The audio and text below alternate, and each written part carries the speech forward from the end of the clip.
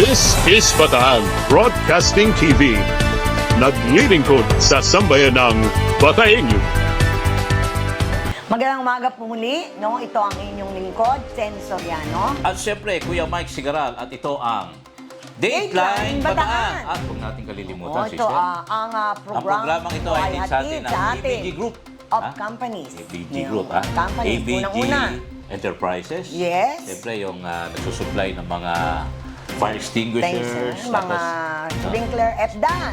FDAS. O yung Yan, driving fire alarm. school. Tapos, ABG Driving School. Driving school, oo. Driving school. Yung mga hindi Yan, marunong oo. mag-drive dyan. At nasa construction na rin sila. Yan, oh. At Diba? nagko-crawl po dyan yung ating hotline Telephone, ng oo. ABG Group. At kung meron kayong inquiries, Oo. tawagin nyo lang po yung Aming manager, Mercy Gonzalez. At si Kuya Ray Gonzalez. Tawagin nyo lang yung mga number na nagko-crawl dyan Oo, sa yan. screen. Nakikita nyo. Oo. At hindi po kayo mapapahiya, Yes. Dahil lahat ng feedback ay very positive. Positive. Walang mag-feedback Yan, na negatibo. oo. At i-congratulate natin, Kuya Mac, Congratulations nga pala. ang ating kaibigan. Oy, lakas na. Laki ng traso Lago natin tayo, dito. lago tayo. Ilalabas naman namin yung video nila. Oo. Ano nangyari? Congratulations sa ating kaibigan, si Sir A. Ron Cortez Rondilla. At si At Cha. yung kanyang napangasawa na si Cha Flores. Rondilla na ngayon. Oo. Mrs. Mrs. Rondilla na. Ang kanilang, Congratulations. ang kanilang kasaya ay ginanap sa makasaysayang lugar na Sinagtala. Sinagtala. Mountain Resort. At, ang gagaling ng mga kanyang mga ninang at nino. Siyempre, kasama yung mga bossing natin. Oo, Ha? no? Si Madam Mercy Oo, Gonzalez. at yung ating kaibigan, yung dating mayor ng Oo. Samal, si Yung magiging mayor uli. Si Yorme Aida. Yorme Aida Makalinaw. Makalinaw, no? Nandun din si Congressman Jet Isay. Nakita ko rin ang aking congresswoman, Oo, si Geraldine Roman, sa unang distrito ng Bataan. Sino pa ba? Ay, yung magaling na presidente ng BPSU, si Ma'am Ruby. Ruby Santos Matibag. Yan, no? Ang titindi. At yung iba pa po, no? Yung sa civil service. Civil Service. Oo, nandun, no? Si Cruz. Oo, Sir Cruz oo. ba? At yung iba pa po naming mga kaibigan. At talagang hinangaan nila yung ganda ng proseso ng kabuuan ng kasal. At syempre, Hindi isang napakaganda ano lang. ng audio, ay tawag dito, yung Digital, photo and video ano? coverage. Dahil kaibigan namin, Oo. kumari ko pa, ang Oo. nag-video coverage yan, yung Jane Digital Jane, Studio. Ronquillo. Jane Diba? Ronquillo. Yan, oo. Jane Digital Studio. Oo. Kay Mare. Yan, no? At talaga namang, Congratulations, ha? yes, no? Sana ito ang simula ng mas mahaba at masayang journey for you, no? Sana kayong dalawa na. Yes. No, Sir A. Yan, okay. Nakasal na nga, di ba? Oo. Oo. Yun. Kaya nga, masaya na sila. Yes. At tsawa na niya si ano? Si At Cha. Chawa na si Cha. Oo. Yan. So, balik sa balitaan, dito pa rin sa Dateline Dateline Bataan. Bataan. Ate Sen, Yes, no? Ang pinaka-latest at pinamagandang balita po ngayon. pinakamainit Oo, napasok. na talagang gustong-gusto natin na meron sa Bataan, yung pong ating DFA Consular Office Eric, ay, baka magre-renew ka ng ano, ay ha? bukas na sa ating Passport. The Bunker dito sa Bataan. Saan matatagpuan yan? At ngayong araw na ito, no, November 18, November 18. bukas na po ang opisina ng DFA Consular Office, Yes. no? Natupad na ang pangarap ni Congressman Abet Garcia na pagsama-samahin na ang lahat ng mga tanggapan, ano? Yung mahalagang tanggapan ng mga ahensya ng pamahalaan sa iisang bubong, no? Ayon sa kanya, upang hindi na mahirapan ang ating mga kababayan sa pag-aasikaso ng kanilang mga dokumento, no, na kinakailangan ng serbisyo publiko. Ito ay lalong-lalo na sa pagbubukas ng ating DFA Consular Office dito sa Lalawigan na magbibigay ng mabilis, maginhawa at episyenteng serbisyo sa ating mga kababayan at overseas Filipino workers. Yung mga kumukuha ng passport, nagre-renew, no? Hindi na kailangan pumunta ng Olongapo, ng Maynila, San Fernando. Dito na po Dito sa na, ating oh. lalawigan, At ano? sabi mo nga, bukas siya starting today from Monday to Friday, 9 a.m. hanggang 4 p.m. Yan, oo. Nagpasalamat si Congressman Abet Garcia at Governor Joet Garcia na nandun mismo sa ribbon cutting no, sa pagbubukas ng opisina ng DFA kay DFA Secretary Enrique Manalo sa suportang ibinigay sa ating lalawigan. Ayon pa kay Governor Joet Garcia, patuloy na magsisikap ang lalawigan upang paunlarin pa ang iba pang mga programa para sa ating mga kababayan. Ngayon po, bukas na ang DFA Consular Office. Kaya yung nagnanais na kumuha ng mga passport, dahil ang daming travel ngayon. Yes. At yung magre-renew ng kanilang mga na-expire ng mga passport, dito po sa ating lalawigan ay bukas na at kayo i-entertain sa DFA Consular Office sa The Bunker. Sa lahat ng mga transaksyon na may kinalaman ng Department Yes, of Foreign oo. may pupunta. Yan, oo. Okay. No, yan, no? Ang gandang balita po niyan, ha? Good siya, no? Ang daming ang natuwa doon Yes, sa oo, totoo binalita yun. natin, eh. Susunod na balita, alam mo ba na, naku, bakit yung isang bayan wala dito? Ewan ko ba? Yung 11, kinocongratulate natin yung 11 towns, Oo. pati yung ating provincial government. Yes, oo. Dahil sila ay pinarangalan ng Seal of Good Local Governance 2024. Wow! Parang Particularly- ganyan din ang nangyari noong 2023. Oh, bakit wala itong isang bayan na to? Kinilala. Dito, sa 3rd district muna tayo. Oo, Ano ba, yan. sister? Kinilala ang lahat, ang mga bayan ng 3rd district. Yan. Kaya congratulations, Congresswoman Gila Garcia. Kinilala mga bayan ng Dinalupihan, Morong, Bagak at Maribeles. Yan, oo. Sa 3rd distrito ng Bataan bilang mga tumanggap ng prestigiyoso. Talaga naman, very prominent yan. 2024 Seal of Oo. Good Local Governance o SGLG. Alam mo kung bakit mahalaga yan, Kuya Mike? Mm. Kasi yung pamamahala ng punong Something to bayan. do with, yung with revenues and finances. Oo. Ituloy ko lang. Mula sa, ang SGLG award ay mula sa Department of Interior and Local Government o DILG. At ang SGLG, ano ba itong SGLG? Ang taunang parangal na Oo. binibigay sa mga lokal na pamahalaan na nagpapamalas ng mahusay Yan, na pamamahala, mahusay. transparency, accountability, at epektibong serbisyo publiko. Okay. Pinapakita ng pagkilalang ito ang dedikasyon ng mga bayan sa pagtugon sa mahigpit na pamantayan, mahigpit na pamantayan sa larangan tulad ng financial administration. Yan, oo. Milyon-milyon ang pera dyan. Correct. Yung LGU, billion pa eh. Oo. Pangkalusugan, social protection, disaster preparedness, kapayapaan at kaayusan, pangangalaga sa kalikasan, turismo, at pagpapalago ng negosyo. Yan. Dahil dito, magkakaroon ng mga bayan ng karagdagang suporta at pondo upang ipagpatuloy at paunlarin ang kanilang mga programa para sa kapakanan ng kanilang mga bayan. Ito na, ang SGLG ay nagbibigay ng inspirasyon sa mga lokal na pamahalaan na magpatuloy Yes. sa pagpapatupad ng makabago at epektibong mga proyekto para sa kaunlaran ng kanilang mga nasasakupan. Ang parangal na ito, Seni Soriano, ay nagdadala ng karangalan. Yan, number one. Tanda mo. At hindi lamang sa mga tumanggap, kundi sa buong Lalawigan. buong lalawigan. In particular sa 3rd District, sa buong 3 distrito, nakilala sa tagumpay nito sa turismo, kulturang pamana, at ekonomiya. Bukod doon sa mga nabanggit na bayan ko sa 3rd District, kinilala rin ang mga bayan sa 1 at 2 distrito ng Bataan. Kabilang ang Hermosa, Yan. Pilar, Samal, Orani, Balanga City, Abukay at Orion, pati na siyempre ang provincial government ng Bataan sa pamumuno ni Governor Joet Garcia. Ang mga parangal na ito ay patunay na sama-samang pagsisikap ng buong lalawigan para sa maliwanag at maunlad na kinabukasan ng lahat ng Bataeño. Nagtataka lang kami ni Ate Sen, bakit wala ang Yung isang bayan ng Limay, wala. Oo. Alam mo na, sabi na ni Governor Bakit Joy wala ang yan bayan ng diba? Limay? Oo. Nung nakaraang taon, ganyan din ang nangyari. Lahat may award except for that town. No, ngayon na naman, naulit na naman.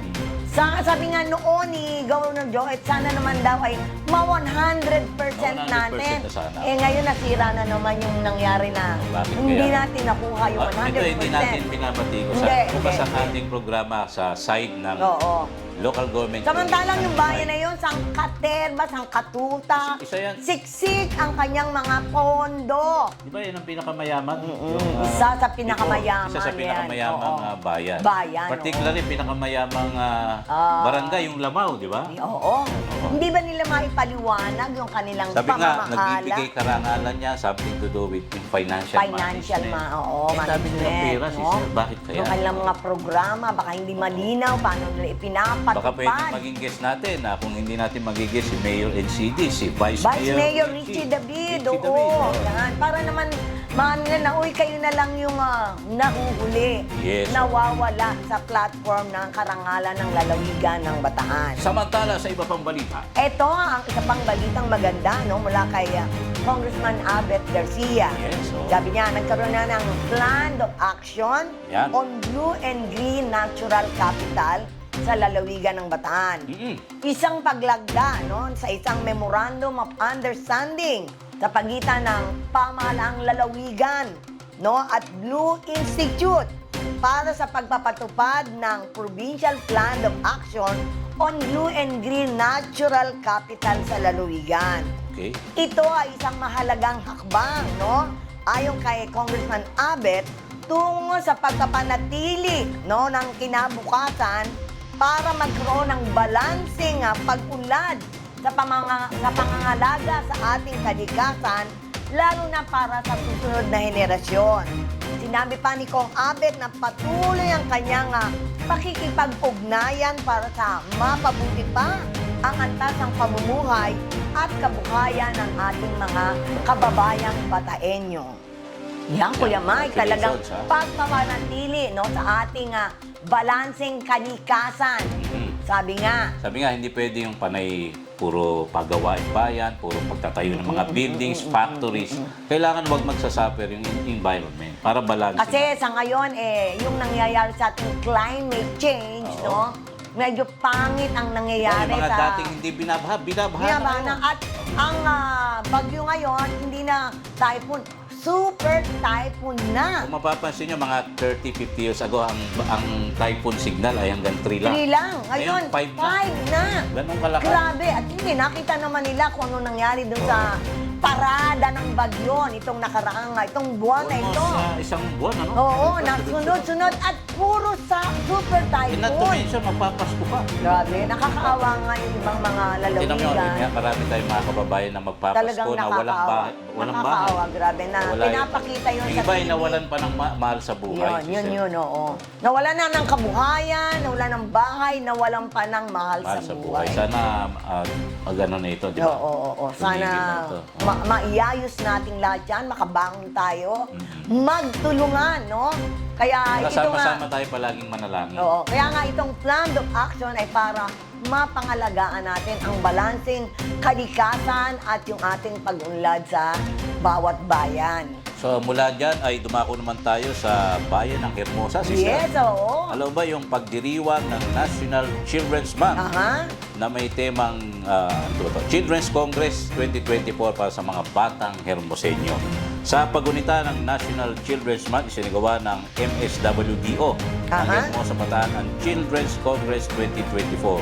Ito yung noong nagdaang November 15, 2024. Pinangasiwaan ni Chasmalin Francisco, MSWDO Head, ang programa na may temang pigilan ang paglaganap, iwaksi ang karahasan, protektahan ang mga bata, gawing ligtas ang bansang Pilipinas. Naging Oo. makulay ang selebrasyon na ginanap sa Peninsula de Bataan Resort, kung saan nagpakitang gilas ang mga mag-aaral ng daycare sa iba't ibang patimpalak tulad ng Happy and Color Solo Singing Contest, Aha. Solo Poem Contest at Zumba Liling Presentation. Aha. Ang mga aktibidad ay nagbigay kasiyahan sa mga bata at nagpatibay ng kanilang kumpiyansa sa sarili at talento. Aktibo rin lumahok sa programa ang mga miyembro ng bagong tinglipad, sina Councilor Boyet Yandok, Councilor Lou Narciso, Konsehala Luz Samaniego at Jingy Alonso. Ang kanilang suporta ay nagbigay inspirasyon upang may taguyod na kahalaga ng mga programa para sa kapakanan ng mga bata. Sa bayan ng Hermosa, nanatiling prioridad ang pagtataguyod ng kaligtasan, kapakanan at kinabukasan ng mga bata At ang Children's Congress 2024 ay isa lamang patunay ng layunin ng Hermosa na gawing sentro at pag-asa ng pag-unlad ang bawat batang Hermoseño.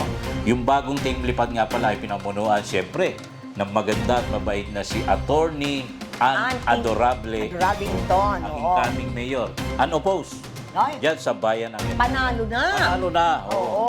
Doon sa So, sinasabi mong Children's Congress, iyan ay nangyari din sa bayan ng Maribeles, no?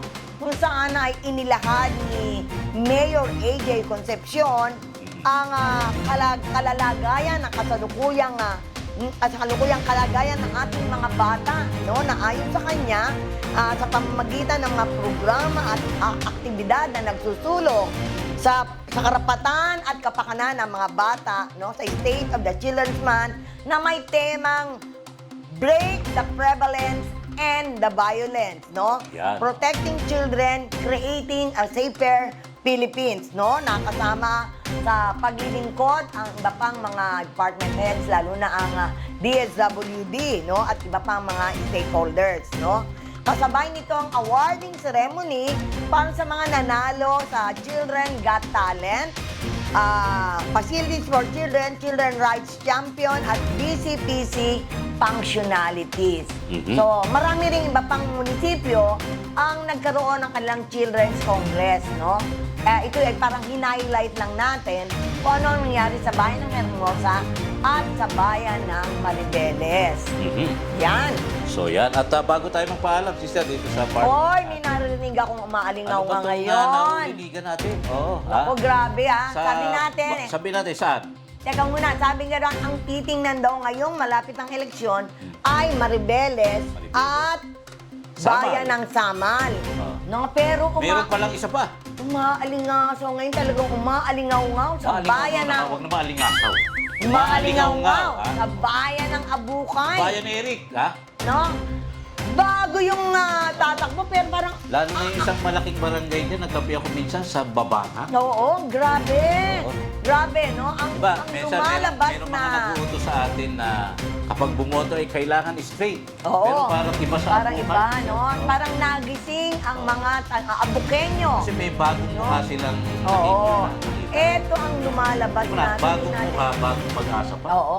Bagong pambato daw ngayon. Bagong pambato. Ang lumalabas, no? Kung saan, Oo. sabi nila, Oo. itong bagong pambato, gusto nilang, itambal. Oo. Yung isang magaling din na vice mayor, Oo. no? Si Wang Bu. So hindi solid, di ba? Oo. Gusto nila itong bagong Magkahiwalay pambato, yan eh. bagong pambato at itong dati ng pambato. Oo.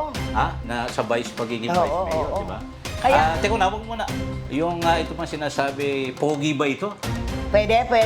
Mistiso ba ito? Pwede! Matangkad ba ito? Ay, grabe! Matikas ba ito? Oo.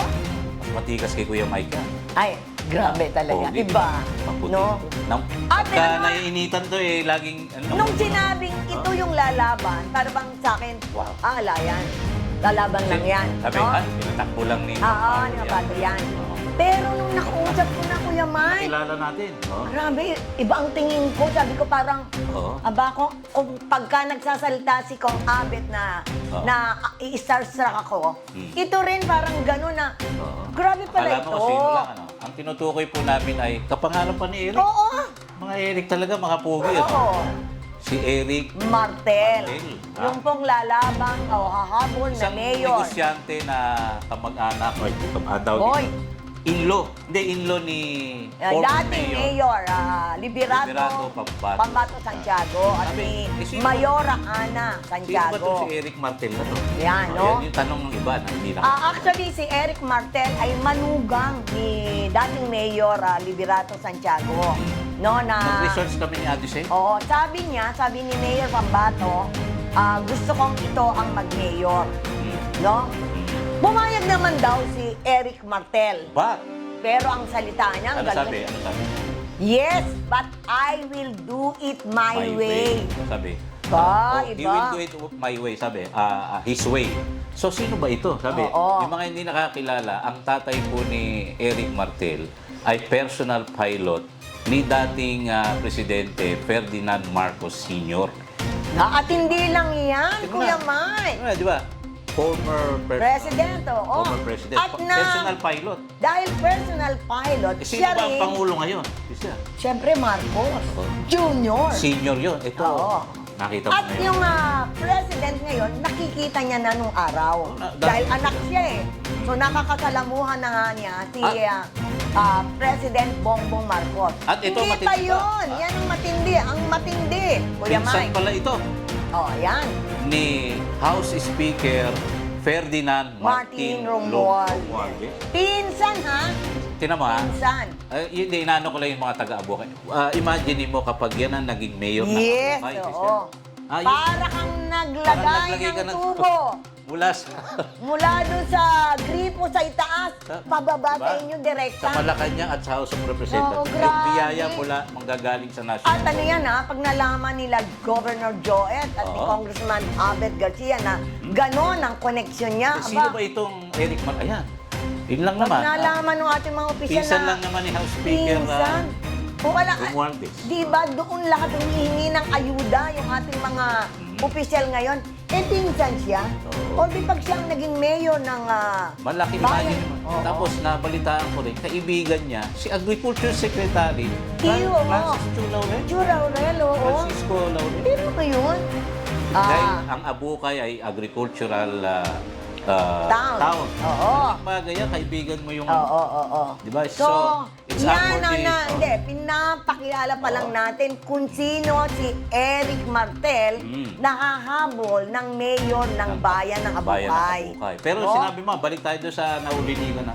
Bakit naman itong mga taga-Abukay ang gustong maipartner kay Eric Martel ay itong si Vice Mayor Wangbu Pabusta? Isa sa narinig ko ha, ayaw na lang pasabi kung sino siya. Ano sabi? Sabi niya, kasi unang-una, parang nakita nila kaya Eric Martel ang mga programang ipapatupad nito na wala pa ngayon sa bayan ng Abukay. Isa na yung pagkakaroon ng industrial zone sa bayan ng Abukay. Magkakaroon ng extension of Freeport area of Bataan. Imagine niyo yan ha, nangyari Magkakaroon ng po. economic zone. Nangyari yan sa bayan ng Hermosa. Yes. Wala nang tambay ngayon sa bayan ng Hermosa. Kulang pa ang trabahador nila. Yes. So, ganyan din ang Kaya sa amin mangyayari. sa Hermosa, yung ginawa ni Mayor Jopet, mukhang gagawin. Gagawin sa bayan ng Ni- Abukay.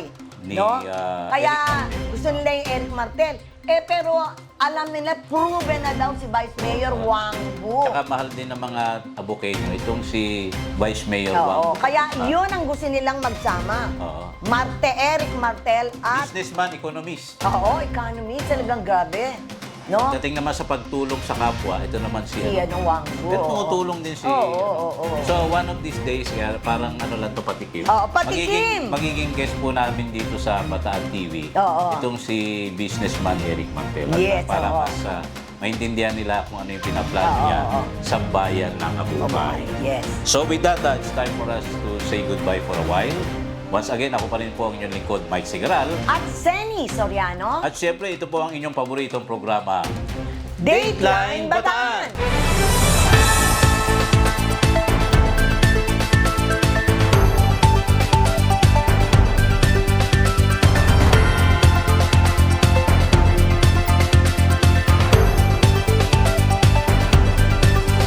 This is Bataan Broadcasting TV. Naglilingkod sa sambayanang Bataenyo.